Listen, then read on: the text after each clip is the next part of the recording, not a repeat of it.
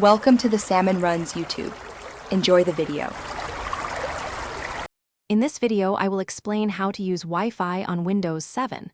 First, let's ensure your computer is ready.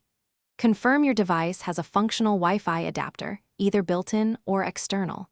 You can check its status in Device Manager. Right-click Computer, select Manage, then Device Manager, and expand Network Adapters. Make sure it's enabled. This foundational step ensures your system can even detect wireless networks.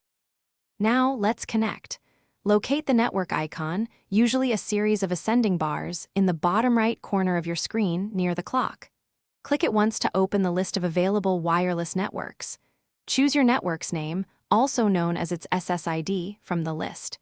If it's a secured network, you'll be prompted to enter the security key, often a password. Type it carefully and click Connect to join. Windows 7 conveniently saves your network connections as profiles. To manage these, open the Network and Sharing Center from the control panel. On the left-hand side, click Manage Wireless Networks. Here, you'll see a list of all the Wi-Fi networks your computer has connected to. You can reorder them to prioritize automatic connections, remove old networks, or adjust their security settings. This helps maintain a clean and efficient network environment.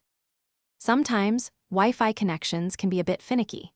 If you encounter issues, start by running the built-in Windows Network Troubleshooter.